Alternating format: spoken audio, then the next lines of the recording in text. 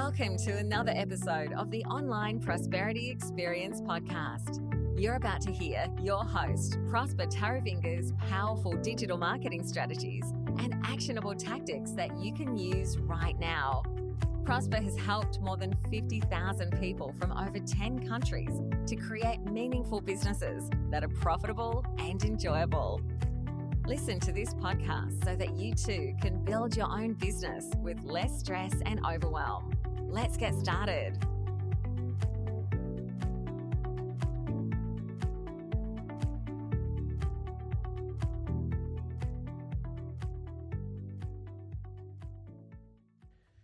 Content creating blunders that you need to avoid. I got a question for you. Tell me something. Why do people come to the internet? I want you to just think about it. Why do you come to the internet yourself? Is it because you want to watch cat videos on YouTube or listen to the latest craze on TikTok? Or are you, looking for your friends or people that you went to school with on Facebook, or just looking to join groups or connect with other people that have the same mindset as you, right? Of course, a lot of people are coming to the internet for that, maybe to, maybe just relieve themselves of boredom. But science and, studies have shown that people are coming to the internet for three reasons. One of which is entertainment, information, and shopping. All right. So yes, a lot of people could have 500 fans or whatever it is. It doesn't mean everyone is seeing their content if they're not entertaining them, informing them, and actually getting them to buy stuff. Okay. So if these people are not getting this from you, they're obviously getting it from somewhere else. Okay. So obviously these findings actually suggest that the majority of people actually come to the internet for information purposes. So if you're the one that's providing them with information that they want, then guess what happens? They get to know you, like you, and trust you. And we all know what happens when people know, like, and trust you, right? People buy from those that they know, like, and trust. So if you're providing people with information that helps them solve a problem that they're actually having, and they will really, really appreciate it, and obviously, this increases the trust that they have with you, and also increases the chances that they'll actually buy your coaching, your training, your information, or whatever expertise that you're putting out there.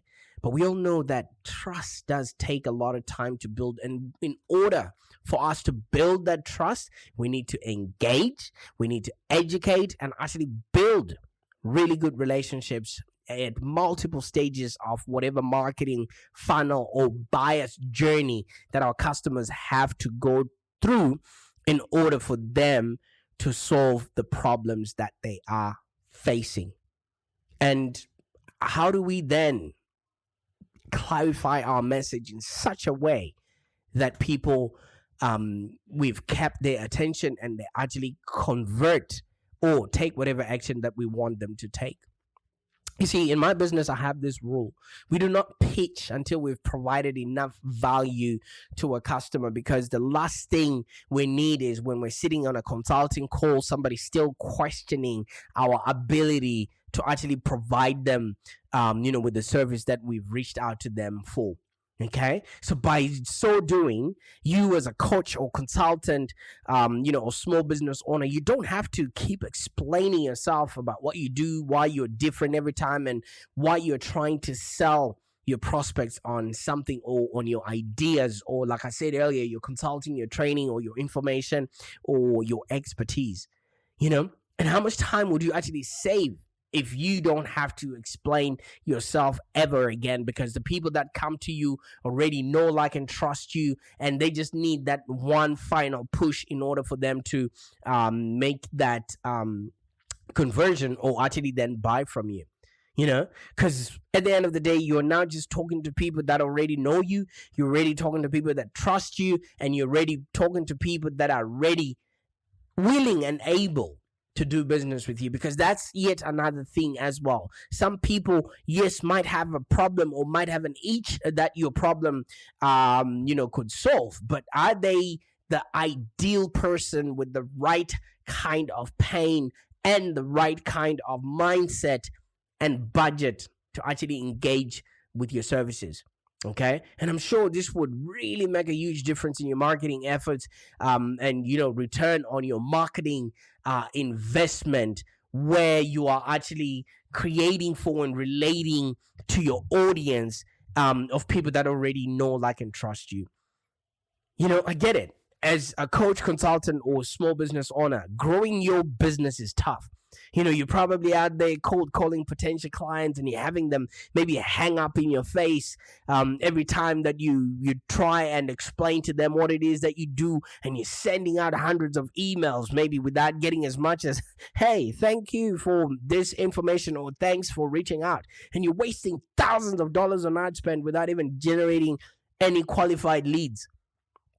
But if you've got the right content that goes out and educates and engages and is actually inspiring and providing value to your audience, you will have a business that's profitable and enjoyable. And in this podcast, I'm going to outline the content creation blunders that you might need to avoid. Okay.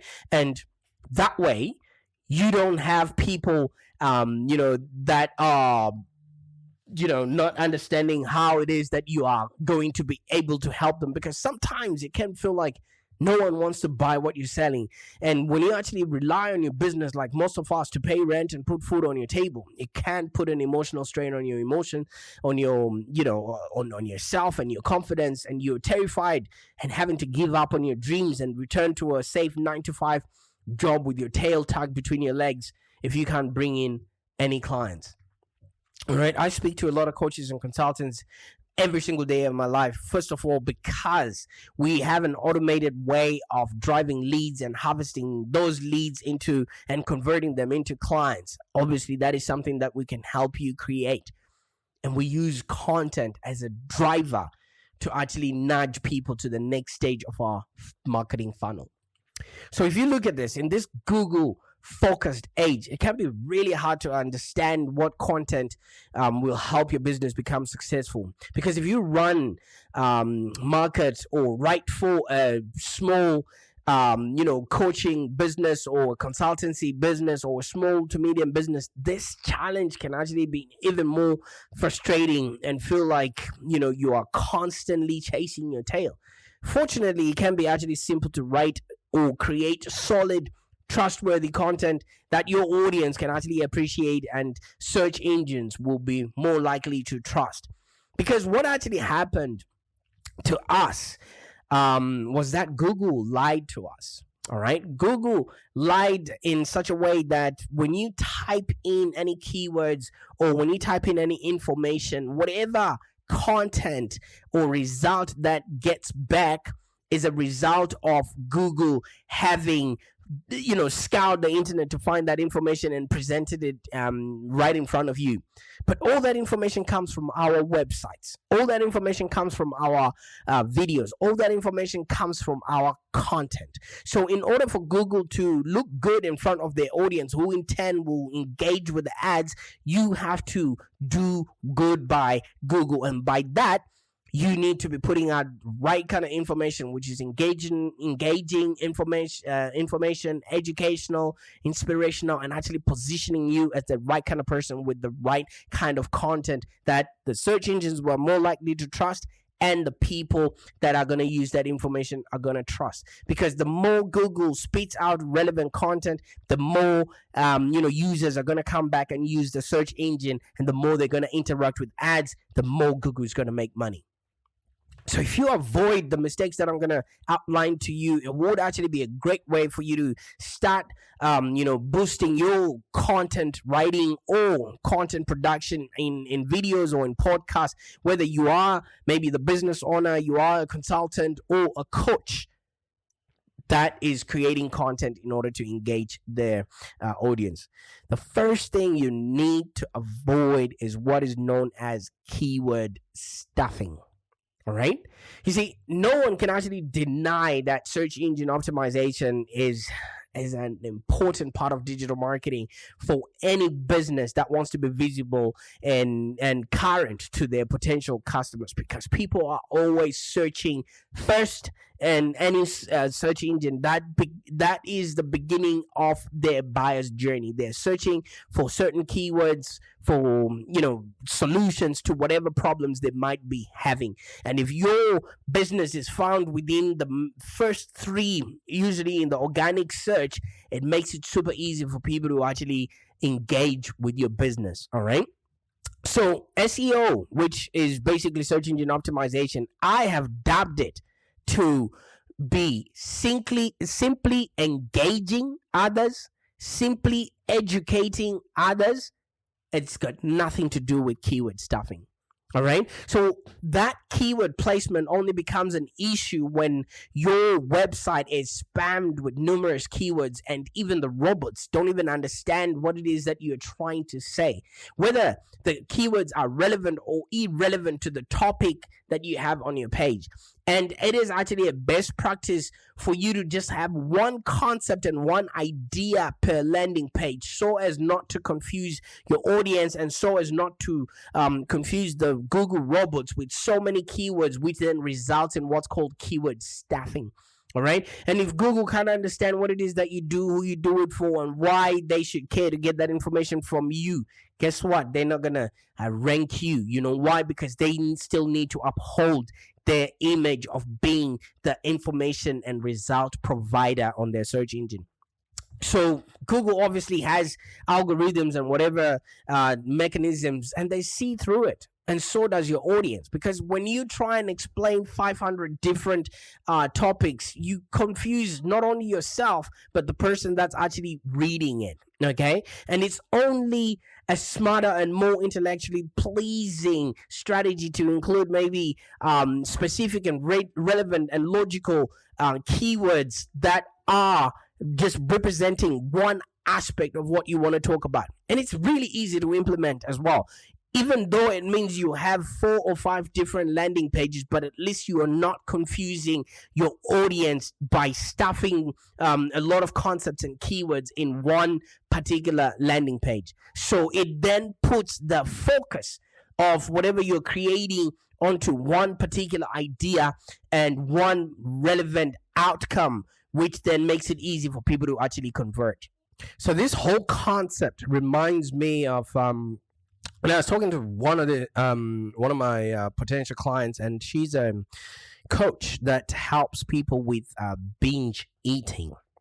So naturally, you would just think that her role is to walk around slapping food and chocolate from people's hands, but it dawned on me that these people actually need help, and the help that they need is not essentially the amount of stuff that they are stuffing into their mouths while they're sitting on their desks, and forget that when they stand up, all of that just goes straight to their waist. No. These people are on the way to go somewhere. Maybe they're on the way to have a business that's profitable and enjoyable. Maybe they're on the way to be the best mother. Maybe they're on the way to fit into a wedding dress. Maybe they're on the way to a promotion in work. So we need to figure out what our clients are looking for, because nobody comes to us looking for NLP. Nobody comes to us looking for consulting. Nobody comes looking for training. They have an underlying need. So we need to help our audience by actually helping them. And that's why whatever content that we put out there, whatever information that we put out there has to be so valuable in order for us, first of all, to gain their attention, and then second of all, to actually help them by actually helping them. Because the most important element in capturing people's attention is ensuring that all the information you're trying to present to them is, first of all, real and honest and has a value to it. Because once you've ensured that you can pass that, that salience test, then you can actually deploy some of the additional techniques of really engaging your audience to put emphasis on what it is that you do and how you can actually help them. And this will then help you stand out, because your customers or your potential customers will really appreciate it when you are delivering a positive experience for them and actually, or tangible results. You've got information that is important to them, and you want to make it easy for them to find it, and you want to empower them to get maybe their health or their business done with less stress and struggle. Okay, what they don't want is to be tricked or manipulated. And if you use tricks to manipulate people or use keyword stuffing, then it just directs people towards your competition.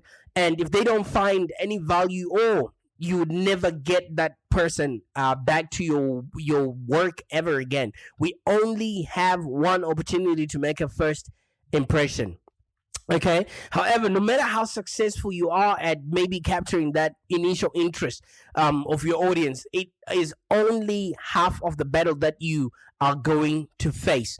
You really need to keep your users focused and increase their attention by being relevant. So that includes not writing fluff or just filling in space in a podcast with non-practical work that they can actually utilize. So I advise you not to write any fluff, because creating content for a purpose of just having content is not a wise strategy to follow.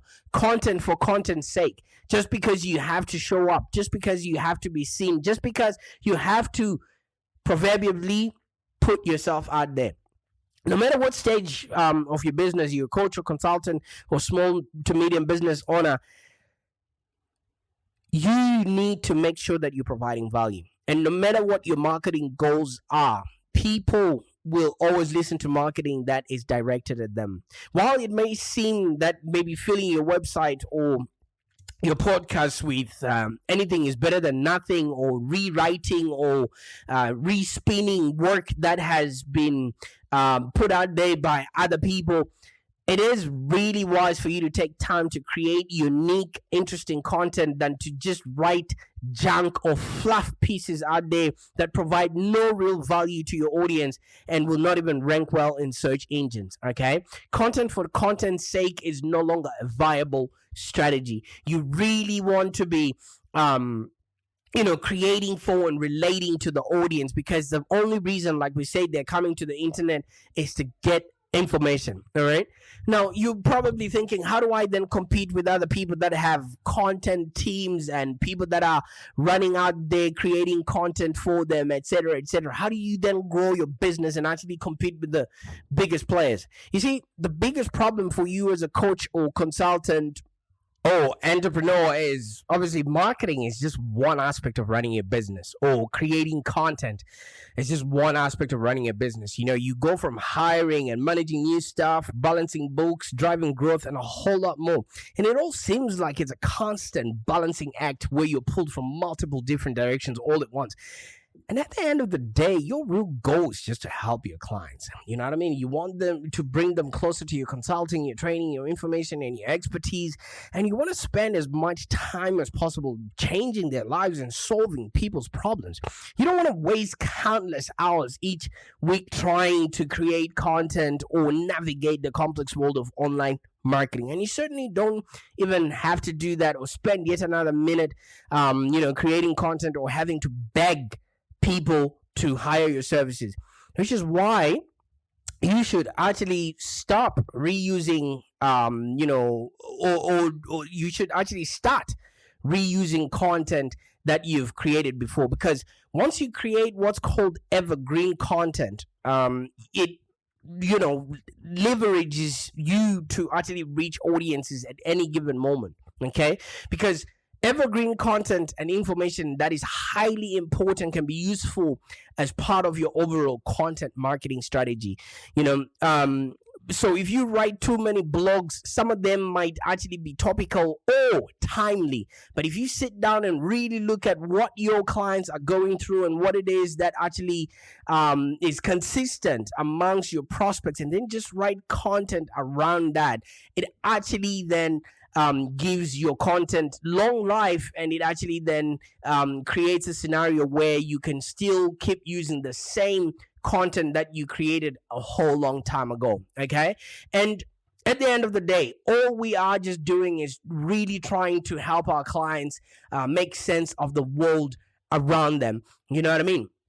And one of the thing that keeps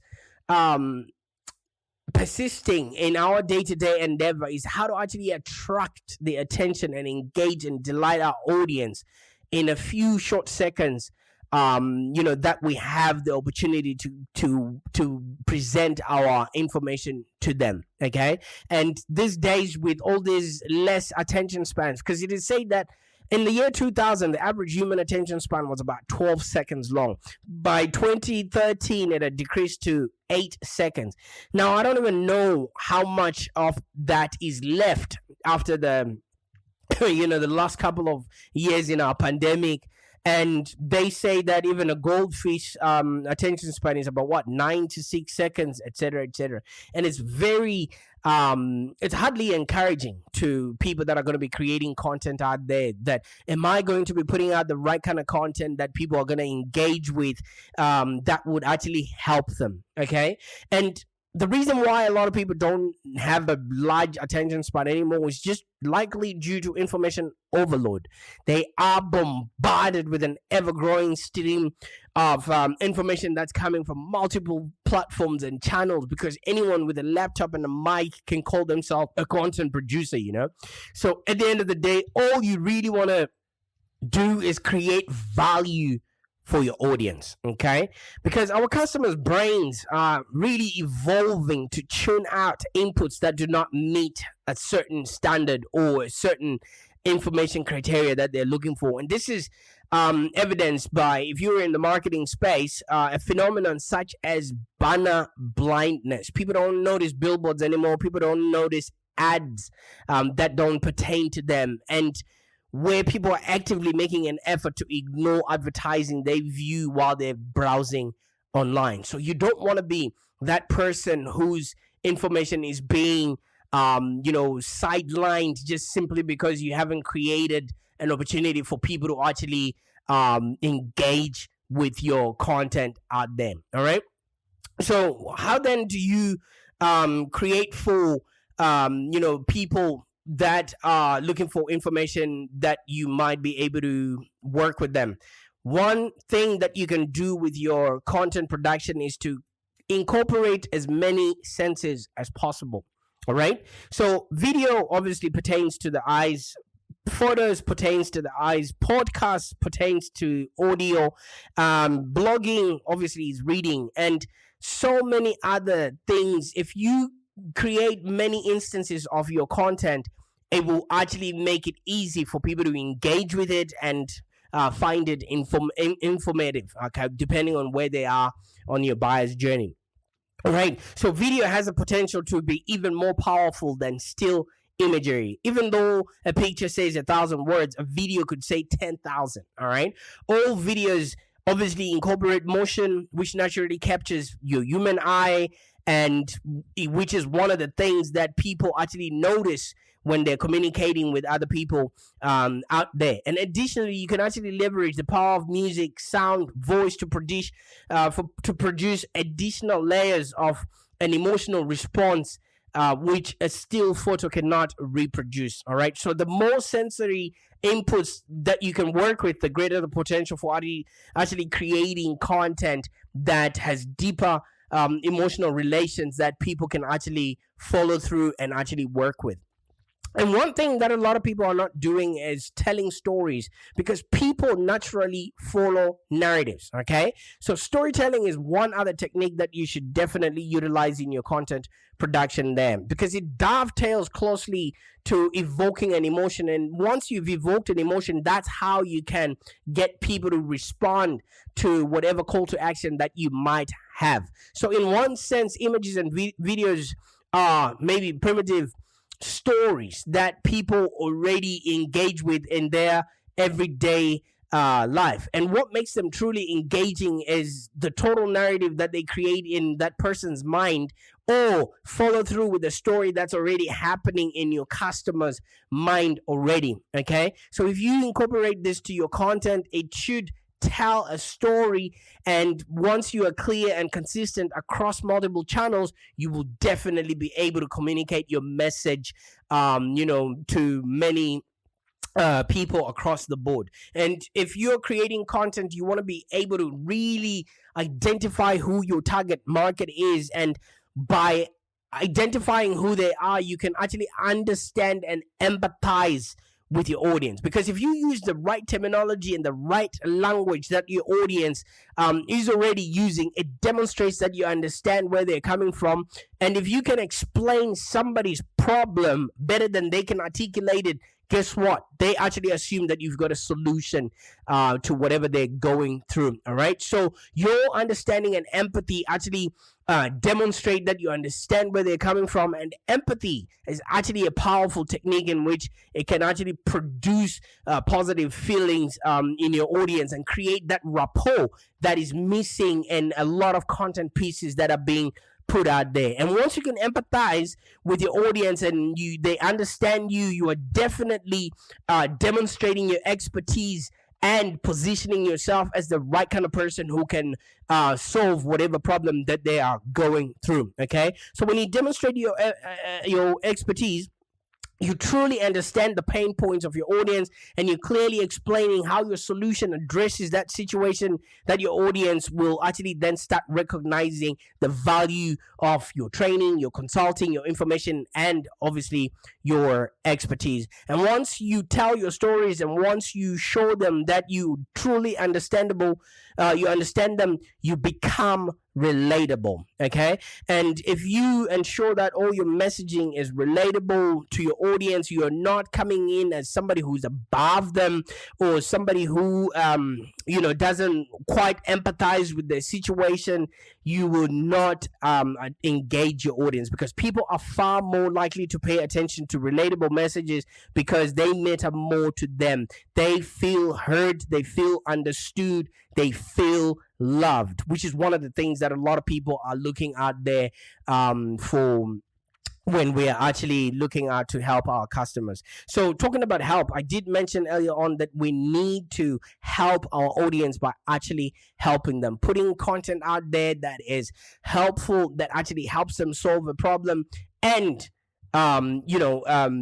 it gives them an opportunity to actually do and have a happier existence, or whatever it is that you're putting out there. So instead of adding more noise to whatever is an already noisy environment out there, we really want to make sure that we are avoiding these content creation blunders, which are actually alienating us from our audiences, instead of creating a unified message that will then get people to understand what it is that we do and how we can actually solve their problems. So if you're not keyword stuffing, if you're not just writing fluff out there, or and you're reusing your content, and you are eventually telling stories, you would definitely be able to pass on a message and help people, make sense of the world around them with your consulting, your training, your information. And once people can understand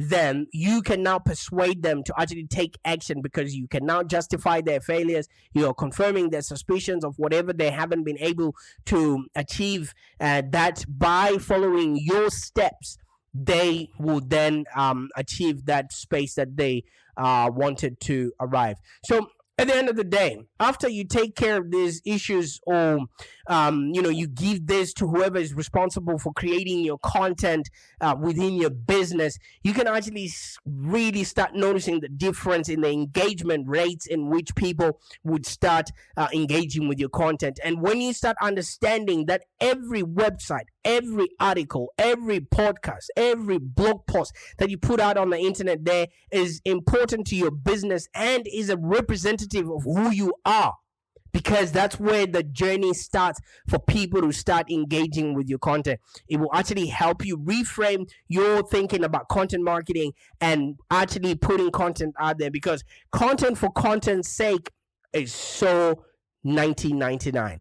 I can't wait to start reading your stuff there, listening to your content, and actually watching you create for and relate to your audience. Because once you've identified your market, you've clarified your message, it's super easy to determine what media you can use to then reach out to them. And once you have all of that in play, you now have a business that's profitable and enjoyable. Bye for now. Thank you for joining us today. If you have any questions, let's continue the conversation in the Live Long Digital community. Become a Live Long Digital community member today. This community is for ambitious entrepreneurs and small business owners with the drive to take control of the future of their businesses and achieve huge success without stress and overwhelm. As you heard, Prosper can help you by teaching you marketing strategies that work. So look no further than the Live Long Digital community of entrepreneurs and highly successful business owners. Join our community today. Find us on www.community.livelongdigital.com.au. Network with other driven entrepreneurs and find the expert guidance you need to take your business to the next level. www.community.livelongdigital.com.au